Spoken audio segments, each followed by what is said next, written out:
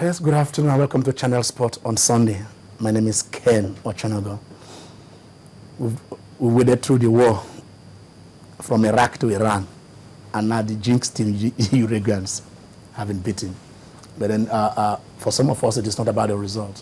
It is about, how many of these kids, how many of these under-17 players, right there playing it, at that world stage, will graduate to the next stage, will form the fulcrum, that our national team will be built on.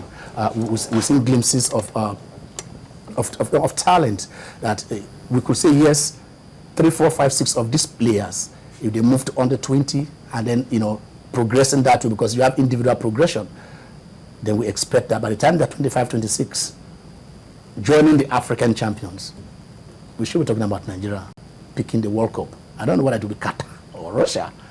No matter how hot that place is going to be, we do believe that, yes, with the crop of players well managed, that we could get there. This gives us a ray of hope, as that's always been at this level. Because if we do win this, it will be the 4th time we've done it. And then most of those players have gone on, like the Nwanko Kanos of this world, have gone on, to do well, at their higher level. And we expect that, yes, the Ihya Nachos of this world, the Musa, the Ihya, all of them that are there, that they will go there too and also, do well for us. But today, when we come to the main segment, we're looking at issues, affecting Nigerian football. We're going to look at them, interesting issues, because you have a situation where some key members of the football family were handed bans, and also the return of Dr. Amos Adam, who is back. While we're thinking that those were great stories, the owners of the league got up and said the league management company, that their tenure has expired. They want to shake their hands and tell them, please do come back next year. That is the return, because we want to run our league by ourselves. So we're looking at these issues. We'll talk about Sepp Blatter and his blab on Ronaldo. But then we shall also look at the issue of when a coach wins the African Cup of Nations and also qualifies his country for the World Cup, that he's not eligible to be among the best coaches in the world. Why is Keshi being ignored by FIFA? How do the nomination process go on? Probably we should be able to take a glimpse at that. But then yesterday, I went over there. Yes, I went there. I picked the 11 wrong players. I should have placed the other team, and I know Taya Balogun is not too comfortable, but he's here. Taya. No, I'm comfortable with it. We're in a world class team anyway, so I'm not sweating. I'm very comfortable. But I must say, Manchester United, like you did say, are back and winning times again. Okay. And they defeated Fulham yesterday, and that's currently placed 8th. So the league is fantastic, and I'm telling you, it's going to be a very interesting. Thank you very much. I like where you rub it in. I know the position on the table. Yeah, everybody knows it. So it's not just as we speak, Chelsea are still second on the table ahead of Liverpool. So. I mean, Manchester United eventually should be able to come back to top 4 eventually. Okay, to come back to top 4. So top 4 should be the realistic approach. Well, it doesn't look like they're going to win the league as it stands right now, because, I mean, with so many points behind Arsenal FC, you will also wonder that what is going on with Manchester United. But they're back in winning terms. Let's hope. I'm sure Manchester United will want to hope that Arsenal will draw points. Anyway, before I leave, because Tara is enjoying himself at my expense, I thought I'm going to get at him, but he is doing that now. Roma, 10 matches, straight win. Yeah. Bayern Munich, they said, may just match the record of the best start to his season. Barcelona, they are still matching on there. Atletico is like this maybe this might be their season. That's right. You have a lot to give them. So many things to talk about. I mean, Diego Simeone said it in the beginning of the season at the La Liga that it was not going to be a 2-horse race again between Real Madrid and Barcelona, that it was actually hoping that it was going to be between Atletico Madrid should be in the mix somehow, and he's doing well so far, so good. He's done it so far. Roma breaking Juventus record in Italian Serie A. So many things. And if they win today, it might be 11 straight wins. I mean, it's something to look forward to. Interesting games that we'll talk to you about. Also, the MPFL, like you did say, well, we know the league has ended, but we know a lot of transfer market is going. The transfer market is going on. Transfer coaches and players are moving. But who's regulating when you transfer?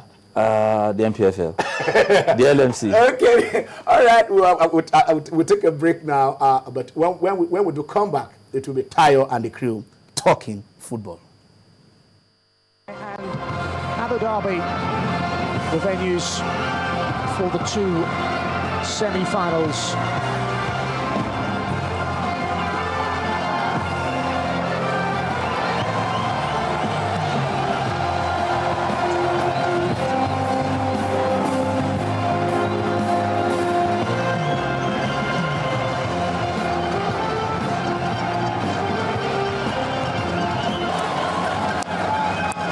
such a great tradition down the years, Nigeria.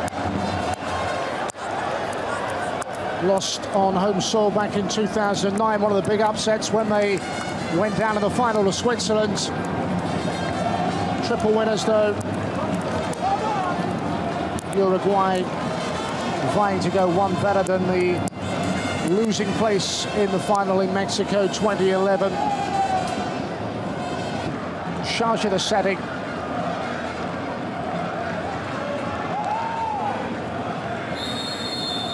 The place in the semi-final awaits the victors.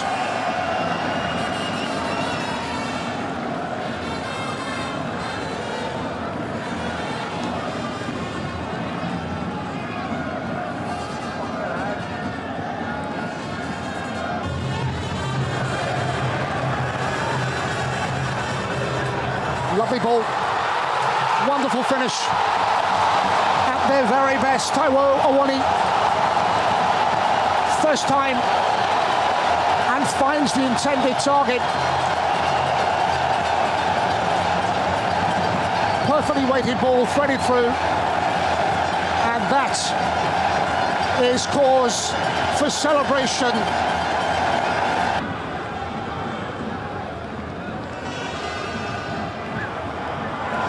They find a way through. It's a lovely ball. And it's another goal for Taiwo Awoniyi. And that could be the end of Uruguay's World Cup aspirations. Nigeria double their leads. And another goal that was wonderfully worked. Matter of minutes, and Chidereze, it won't matter in the end. Final whistle, cue Nigerian celebrations. The 3 times winners are into the last 4, and Uruguay bow out. I mean, sad one for the keeper of the Uruguayans. They're crying. I mean, one would also sympathize with him, but not at the expense of the Golden Eagles. I must say congratulations to the Super Golden Eagles, as I like to call them. I mean, they've been fantastic in the tournament thus far, scoring as many goals and eventually qualifying to play at the semi-final. My name is Eitai Balogun Jr., and I would like to welcome you to the segment where we're going to talk to you on football matters. Basically, just to keep you abreast with what is going on in the world of football. Like Ken did say, I have some decent gentlemen in the studio with me today. I have Dunodi Okonta to my immediate left, and Larry Pina. I'd like to welcome you guys to the studio this afternoon. It's a pleasure to be here. Dunodi, calm down, I must say. We're going to talk about that after the game. After this program, 9th of November is the D-Day, so to speak. Congratulations in advance, my brother. You don't want to say anything? When?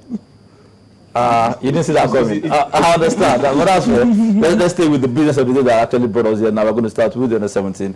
Larry Pino, I mean, you have marveled with the way they've played so far. I mean, before now, even last year when we were doing like a preview and profiling this side, we thought that they were the most decent side we've seen in recent history. Talking about the under 17 squad, and they entered the tournament. A lot of people did say they were going to do well. Some people were skeptical, though. I mean, coming from what we did with under 27 under John Obu, we were cautious. Let me use that word, going into the tournament. But we said that these guys were going to be fantastic. So far, so good. What do you have to say about this side? Let me start with that goalkeeper that was crying. Let me ask a rhetoric question. Why was he crying? Can he remember when Uruguay defeated us under 20 2-1? Can he remember when what's it called now? The same Uruguayans at the what's it called now? At the FIFA Confederation tournament in Brazil. Can he remember when a certain Diego Forlan stabbed us in the heart with that lovely goal, that lovely shot from outside the area? So why are they crying? I mean, you lose some, you win some. But I understand it's on the 17. It's on the 17 level. So you the way we also shed tears. I mean,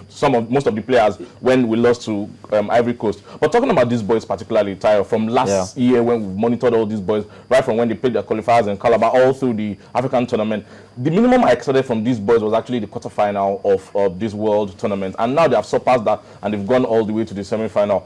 As Ken rightly said, it shouldn't be more of how many. It shouldn't be more of the trophies that we win at this level. Yeah. It shouldn't be more of, oh, have we won bronze or have we won silver. It should be more of developmental. How many players will go on, to play at the Senior World Cup?